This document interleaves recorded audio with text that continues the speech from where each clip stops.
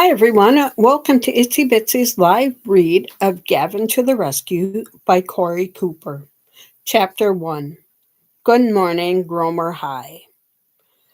I stood in the dark wings of the auditorium and waited for Mrs. Larson to finish her super long list of announcements. My fingers tapped against my elbows. My knees knocked together. It wasn't nerves, though. This was the first assembly of the new school year, and I couldn't wait to get out there. Last Sunday at family dinner, my sister Roxy asked me if I ever get nervous with all the public speaking I have to do as student council president. She said she still has nightmares about standing in front of the entire high school, usually in her underwear. Thanks for the visual, Rox. And she's like 26 years old. I couldn't relate. I loved it. There was this crazy, cool energy at school assemblies. Every single one of these people out there were my people. When I stepped out on the stage, I had such a blast. I didn't want to leave. My name reverted through the through the auditorium. Gavin, Gavin, Gavin. Mrs. Larson glanced toward the wings to make sure I was paying attention. Oh, heck yes, I was. The time had come. A grin spread across my face, stretching the skin around my mouth in the best way possible. I tossed the curtain aside as I jogged to the podium with one hand in the air. Someone, probably Dean or Jakin, started chanting my name. Others picked it up, and after a few minutes, the only sound in the world was the word Gavin. It filled up all the space. Mrs. Larson went back to the microphone to get everyone to chill out. It was impossible, though. No one could hear her voice over the noise they were making. It's good. I got it, I called to her. I was almost to the podium. Her hand dropped from the microphone. She looked kind of dazed. Are you sure? Yeah, no worries. Okay, she hesitated for only a second before heading to her seat. She tossed a frazzled good luck over her shoulder. I didn't need luck. Like I said, these were my people. I raised both hands in the air and leaned close to the microphone. Good morning, Gromer High. More cheers. I just soaked it all in, loving it. Are you ready for another amazing school year?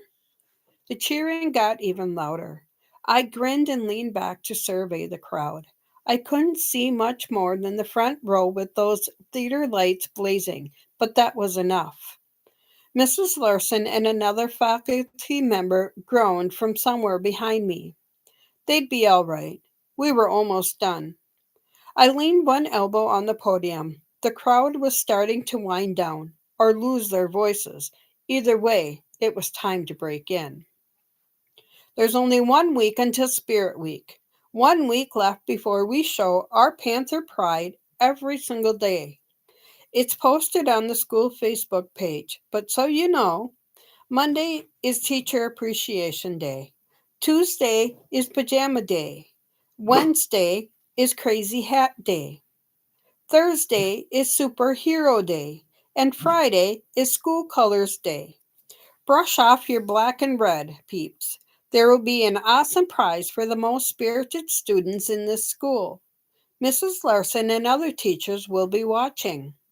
We'll announce the winners at the prep rally before the homecoming game. I pointed into the crowd.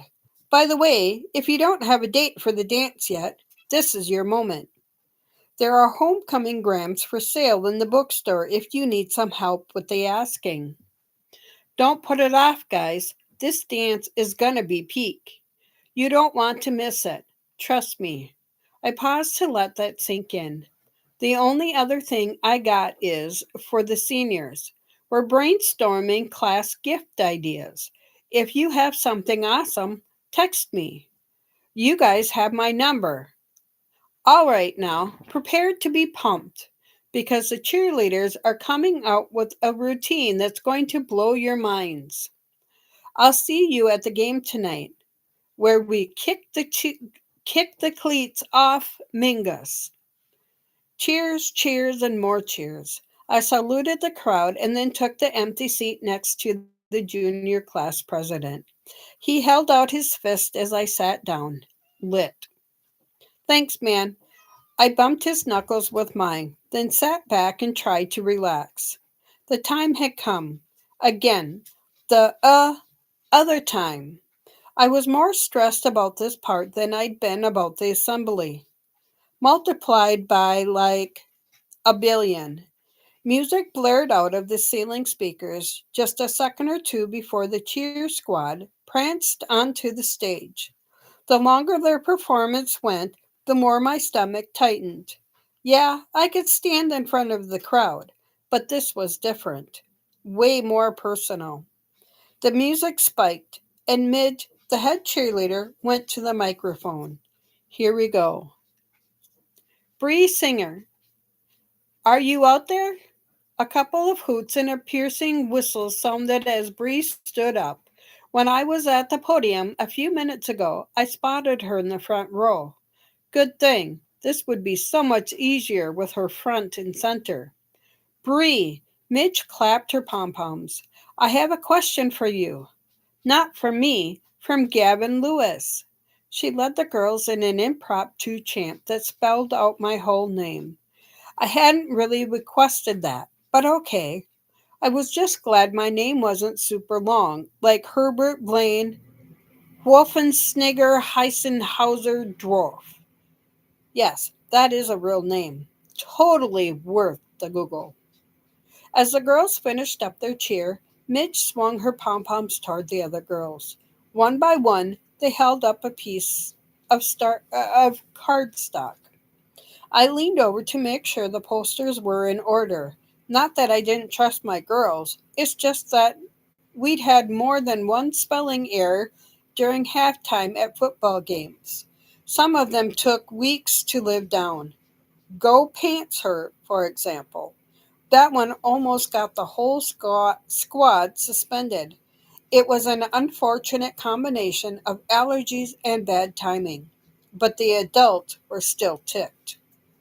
I just wanted everything here to be perfect. No mistakes. The poster said, Go to homecoming with me. Just like they were supposed to. All good. Bree squealed as she ran the way around the band pit and took the stairs two at a time. I met her center stage. She launched herself into my arms. Yes, of course. Yes. Yes, I yelled and swung her around until we were both dizzy. She gripped my forearms to steady herself, then stood on her toes to give me a quick kiss. Someone, probably Gage, gave us a solid woo-hoo. Okay, settle down, Mrs. Larson said into the microphone.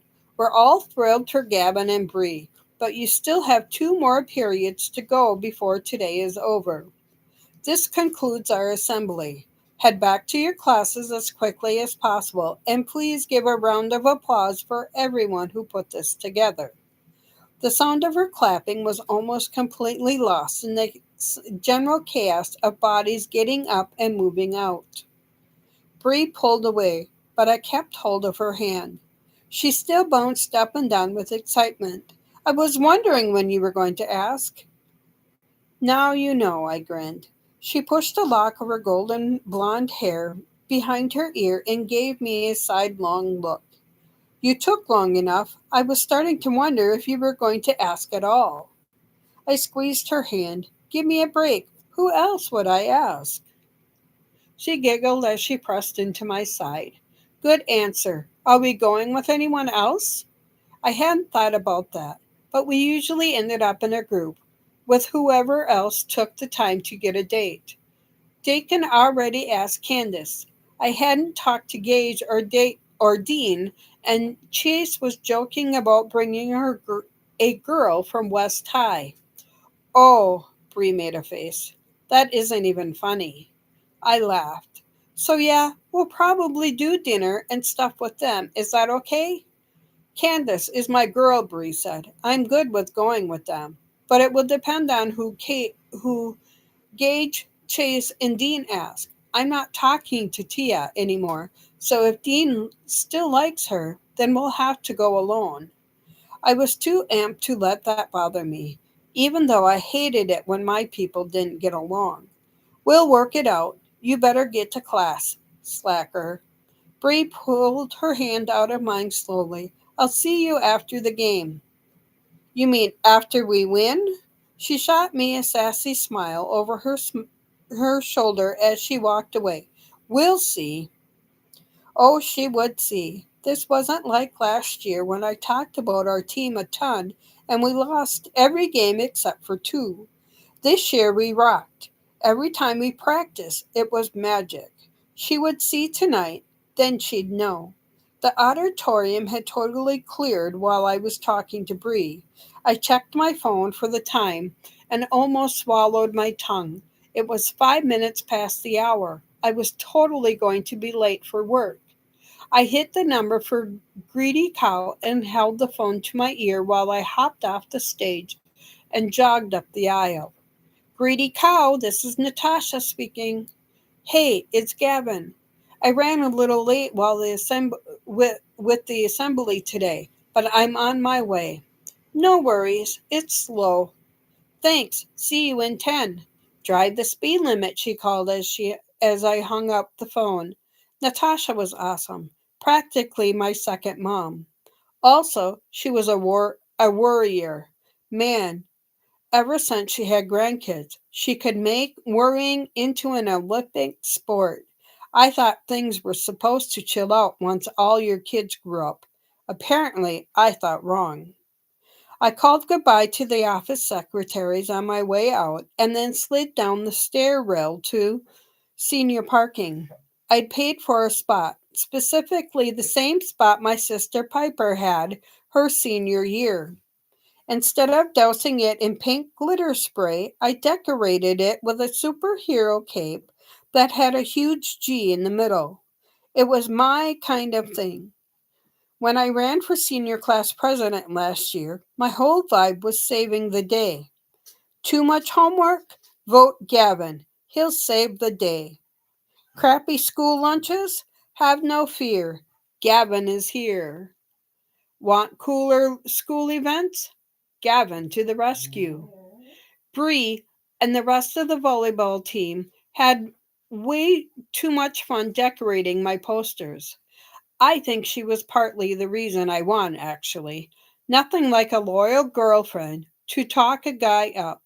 She was as excited as I was when the votes were tallied. My mind got stuck on Bree while I settled in my truck. She was so awesome. My dudes were always telling me how lucky I was. But they didn't need to. Aries, I was almost done, you dumb fucking ass! Now I gotta do it again!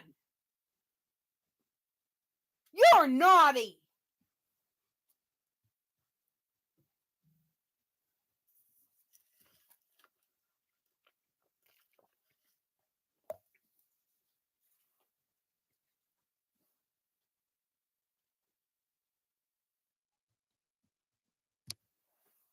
God damn.